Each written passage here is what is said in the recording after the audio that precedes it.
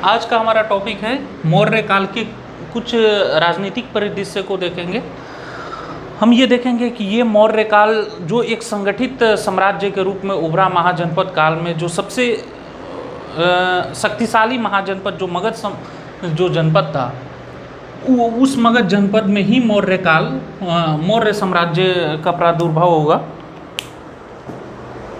तो हम देखेंगे कि मौर्य काल जो था, मौर्य काल 322 ईसा पूर्व से लेकर 185 ईसा पूर्व के बीच में इसका काल था।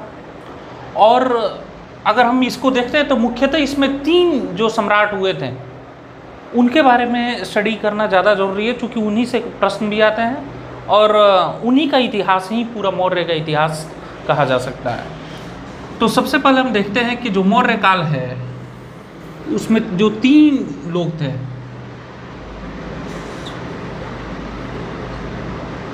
जो सबसे पहला वो चंद्रगुप्त मौर्य,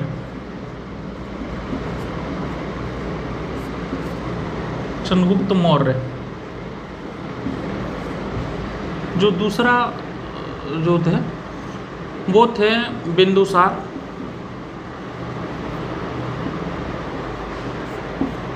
और जो तीसरे थे वो अशोक सम्राट, अशोक। हम इनके बारे में एक संक्षिप्त परिचय लेंगे जिससे कई बार फैक्चुअल्स क्वेश्चन आते हैं।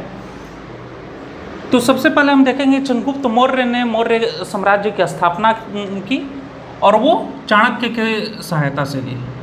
चाणक्य तक्षशिला के एक आचार्य थे, तक्षशिला विश्वविद्यालय के एक आचार्य थे और तक्षशिला विश्वविद्यालय जो था वहाँ के आचार्य थे। और मुद्रा राक्षस में एक प्रसंग है, मुद्रा राक्षस का एक प्रसंग है कि वो नंद के दरबार में जाते हैं, नंद के दरबार में जाने पर उनका अपमान होता है, वहाँ प्रतिज्ञा लेते हैं कि वो पूरे जो नंद वंश है उसका समूल नाश कर देंगे। उसके बाद उन्होंने चंद्रगुप्त को लाकर मौर्य साम्राज्य की स्थापना की। तो ये चाणक्य का मुद्रा राक्षस में इस तरह का एक उल्लेख है। तो सबसे पहले हम जानते हैं कि चंद्रगुप्त मौर्य ने 322 ईसा पूर्व में, कई जगह 320 ईसा पूर्व भी लिखा हुआ है, उस समय मौर्य साम्राज्य की स्थापना कर मगध की गद्दी को संभाला। तो सबसे पहले इसमें मत है कि चंद्रगुप्त मौर्य कौन थे। तो ऐसा कई लोगों का मानना था कि ये मौर्य वंश के थे, मौर्य वंश के थे। मौर्य वंश को कई लोग कहते हैं कि ये शूद्र है, लेकिन ये एक व्यापक मत नहीं है। अगर बौद्ध और जैन धर्म के अनुसार हम देखें तो बौद्ध और जैन धर्म के अनुसार देखें, बौद्ध और जैन के अनुसार देखें तो जो चंद्रगुप्त मौर्य थे वो क्षत्रिय थे, क्षत्रिय थे। और ये एक व्यापक मत है कि जो चंद्रगुप्त मौर्य थे क्षत्रिय थे, अर्थात क्षत्रियों का ये मौर्य काल जो था वो क्षत्रिय वंश से संबंधित था। देखिए इसमें एक और ये भी मत हो सकता है कि जो बौद्ध और जैन थे वो दोनों क्षत्रियों द्वारा स्थापित किया गया एक धर्म था। तो हो सकता है कि ये भी कहने का प्रयत्न किया गया हो कि ये भी क्षत्रिय है। तो इस तरह के एक मतभेद है, लेकिन फिर भी ज़्यादातर माना जाता है कि ये चंद्रगुप्त मौर्य जो थे वो क्षत्रिय वंश के थे।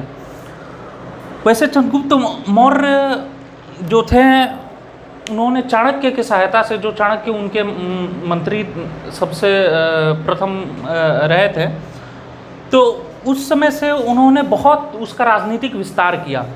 और चंद्रगुप्त मौर्य के समय वो विस्तार मिला जो भारत में अंग्रेज़ों के समय भी नहीं मिला। अर्थात चंद्रगुप्त मौर्य के समय भारत की पश्चिमी सीमा ईरान हुआ करती थी और पूर्वी बंगाल हुआ करती थी, और ऊपर जम्मू एंड कश्मीर से लेकर, जम्मू कश्मीर से लेकर और दक्षिण में मैसूर, जिसे तत्काल में हम कर्नाटक बोलते हैं, कर्नाटक, इतने क्षेत्रों में जो राजनीतिक क्षेत्र था वो फैला हुआ था। तो यूनानी अगर आक्रमण के बारे में हम देखेंगे तो ईरान के तरफ से, पश्चिम के तरफ से आक्रमण हुए और सेल्यूकस का आक्रमण हुआ। सेल्यूकस के आक्रमण होने के बाद क्या था कि सेल्यूकस को हाइडेस्पीस की युद्ध में क्या चंद्रगुप्त मौर्य ने हराया, और चंद्रगुप्त मौर्य को हराने के बाद जो पश्चिमी सीमा था, पश्चिमी सीमा ईरान और हेरात तक बढ़ गया, हेरात तक बढ़ गया।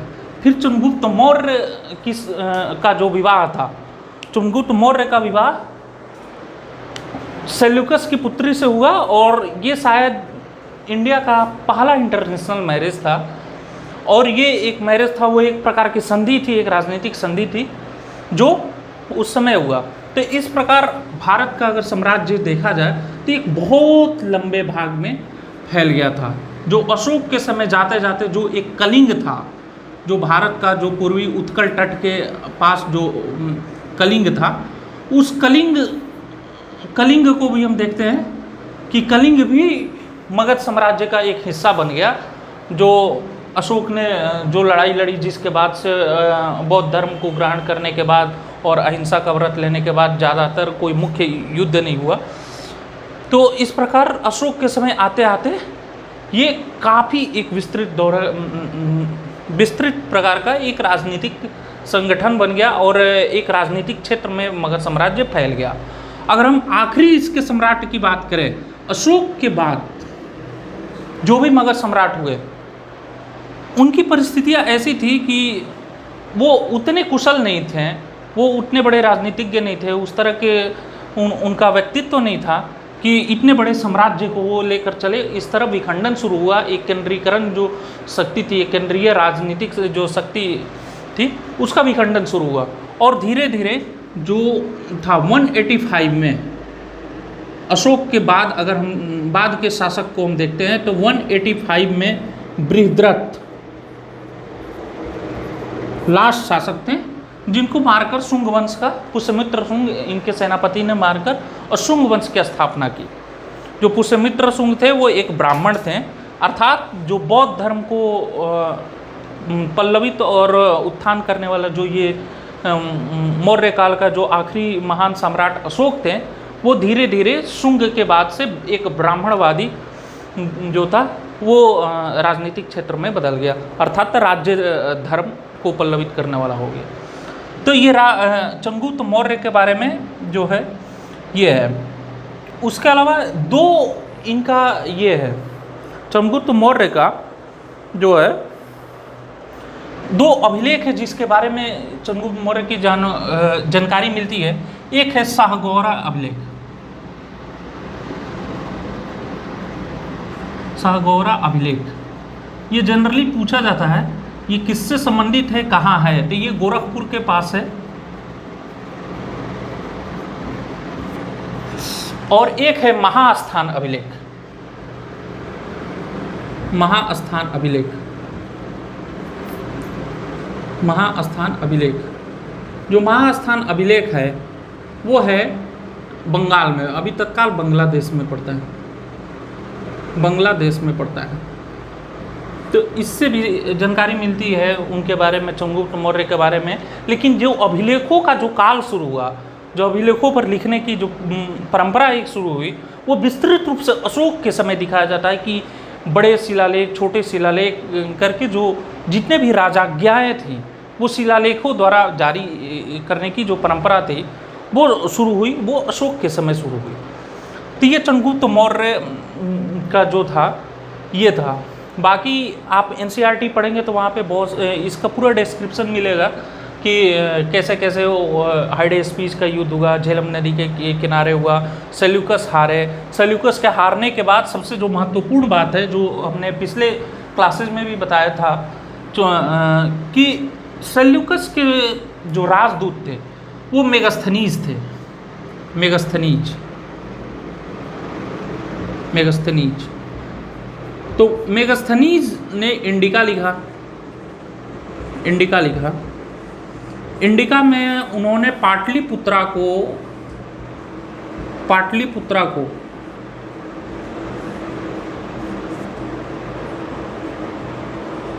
पोलीब्रेथा करके पुकारा। और उन्होंने बताया कि जी ये पाटलिपुत्रा है वो भारतवर्ष का सबसे बड़ा नगर है, सबसे भव्य नगर है, और उसके प्रशासन के बारे में, उसके वहाँ के समाज के बारे में, हर चीज़ के बारे में इन्होंने इंडिका में इसका दिया। जो इंडिका अभी अपने मूल रूप में नहीं है, लेकिन इसका जो भी रूप उपलब्ध है वो मौर्य काल के बारे में हमें बताता है, और मौर्य काल के इतिहास का एक महत्वपूर्ण स्रोत है। तब इसके बाद हम बिंदुसार के बारे में जानेंगे।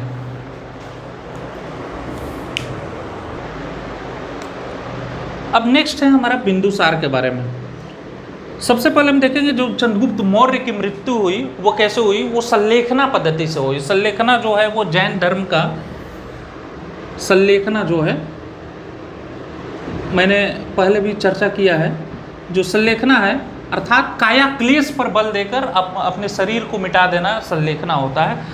तो संलेखना द्वारा ये साउथ में गए, दक्षिण भारत में जाकर, और वहाँ पे भद्रबाहु ये से इन्होंने जैन धर्म की दीक्षा ली, और जैन धर्म की दीक्षा लेकर संलेखना द्वारा इन्होंने अपने प्राण 298 BC में त्याग दिए।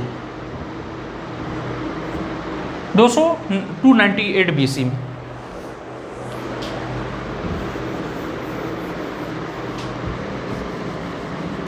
अब बिंदुसार के बारे में देखेंगे। सबसे पहले बिंदुसार को अमित्र घात भी कहा जाता है। अमित्र घात का अर्थ होता है शत्रु विनाशक। शत्रु विनाशक। बिंदुसार के समय की अगर घटनाओं का देखा जाए तो सबसे पहले बिंदुसार के धर्म के बारे में जानते हैं। तो बिंदुसार आजीवक संप्रदाय को मानने वाले थे।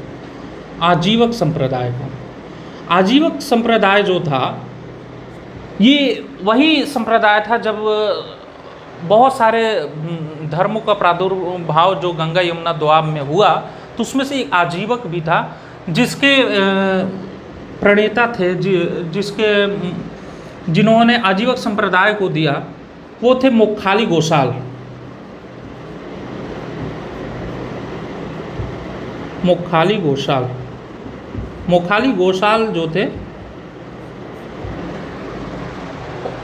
उन्होंने ही आजीवक संप्रदाय को दिया। जिस तरह बुद्ध ने बौद्ध धर्म को चलाया, उस तरह मोक्षाली गोसाल का था आजीवक संप्रदाय। थे आजीवक संप्रदाय को मानने वाले थे।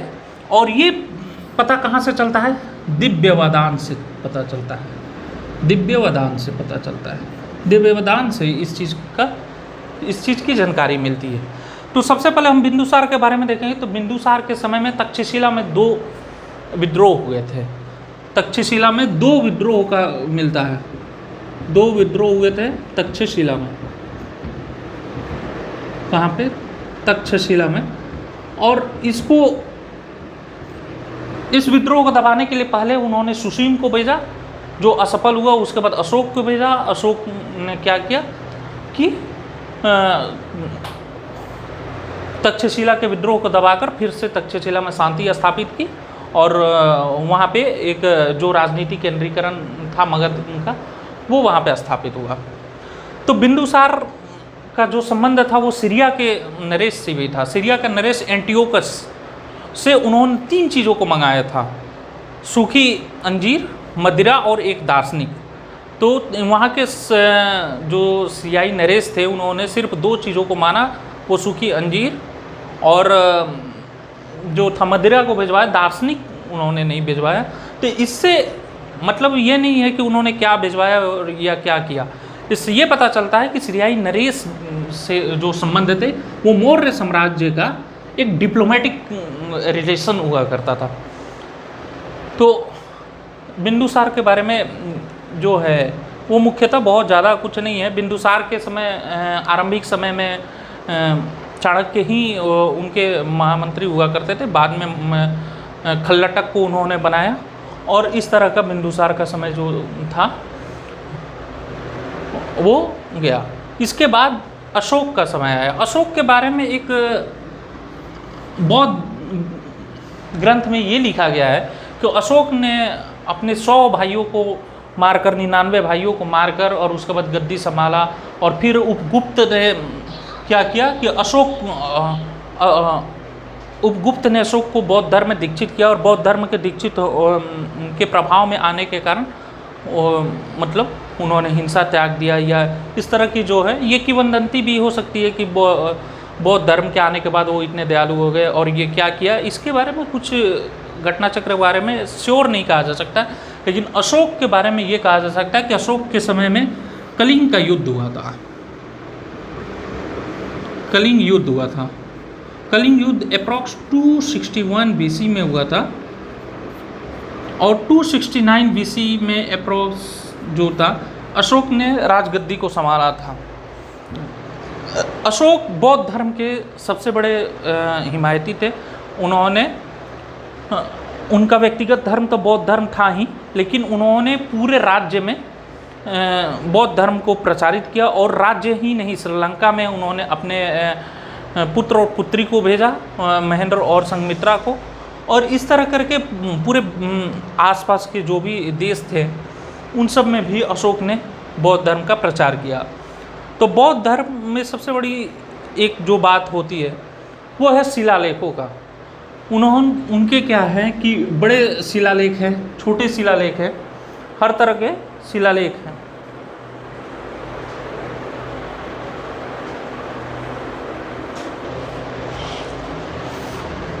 तो हम ये देखते हैं, सबसे पहले ये देखते हैं कि ये सिहली अनुश्रुति में है। सिहली अनुश्रुति जो है, सिहली अनुश्रुति में इस चीज़ का उल्लेख है कि उन्होंने अपने 99 भाइयों को मारकर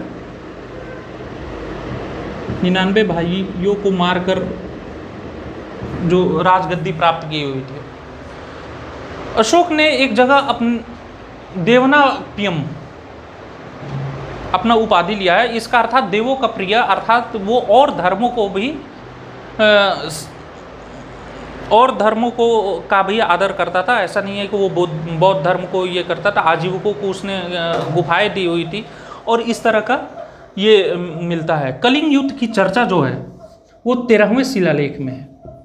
13वें शिलालेख में है कलिंग युद्ध के बारे में, और उसके बारे में 8वें शिलालेख में, जो मुख्य शिलालेख है उसको मैं बताता हूँ। 8वें शिलालेख में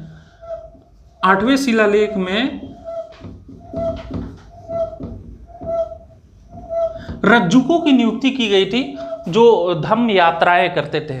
धम्म का जो है उन्होंने विस्तृत वर्णन दिया कि धम्म क्या है, वो शिलालेखों में है, और कई शिलालेख है। ये फैक्चुअल्स हैं, आप कहीं भी मिल जाएंगे सारे शिलालेख, उसमें क्या क्या है आप एक बार इसको गो थ्रू हो जाएगा।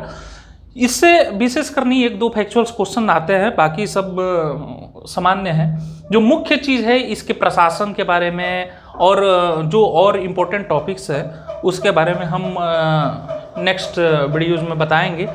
और इसके बारे में आप जहाँ तक हो सकता है कुछ पॉइंट्स है, 5, 7, 10 पॉइंट्स है जो मुख्य हैं, जो फैक्चुअल्स आ सकते हैं, केवल उन्हें हमें देखना है, बाकी और सब चीज़ों को नहीं देखना है।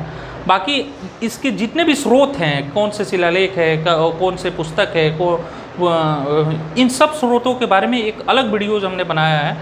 आप एक बार उसको भी देखेंगे तो मौर्य इतिहास के स्रोत और शिलालेख और पुस्तकों के बारे में जानकारी मिलेगी। ठीक है, धन्यवाद। और फिर आप अगर अभी तक शेयर नहीं किए हैं तो प्लीज़ शेयर कीजिए, सब्सक्राइब कीजिए और अपने वैल्यूएबल कमेंट्स कीजिए। धन्यवाद।